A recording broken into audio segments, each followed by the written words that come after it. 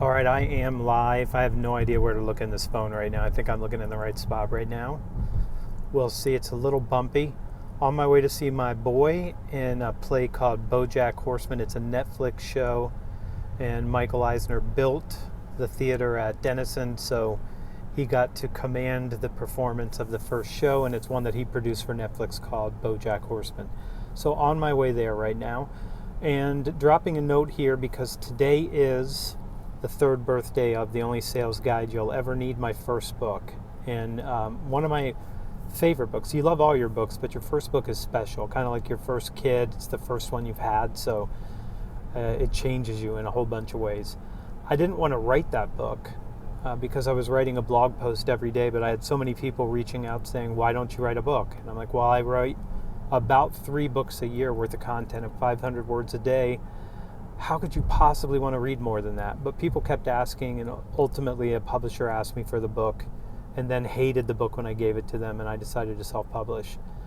At some point, about 6 weeks out from self-publishing, I got a direct message from a guy named Eric who was with Portfolio, and he said, why haven't you written a book? And I said, I have. And he said, where is it? And I said, I'm publishing it in 6 weeks.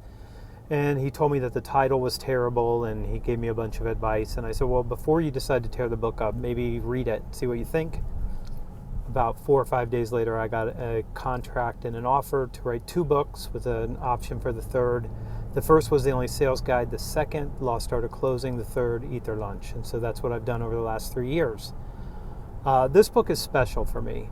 And of all the things that I get from people, I get notes all the time, and the notes say something like, the Lost Art of Closing has been worth $35,000 more in commission for me this year, or I make more money than I've ever made because I know how to control the process.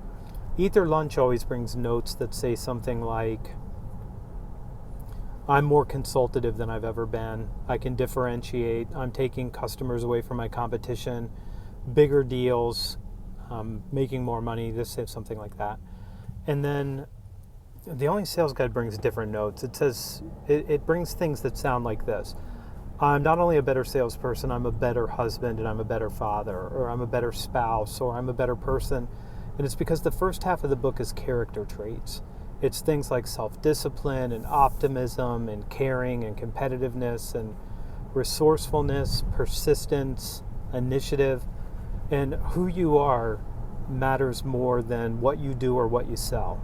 Sales is not situational, it's individual, which is why some people that work at the same company succeed wildly while other people struggle. And as soon as you understand that it's individual, then you understand the framework in the book, The Only Sales Guide. The first half is all mindset or character traits. The second half is all skill sets. So happy birthday to The Only Sales Guide, a book I still love very, very much and am very proud of. I tried to write something that would stand the test of time, and this book, because it's so principles driven, does that. So go check it out on Amazon. You can go just search my name or search The Only Sales Guide You'll Ever Need.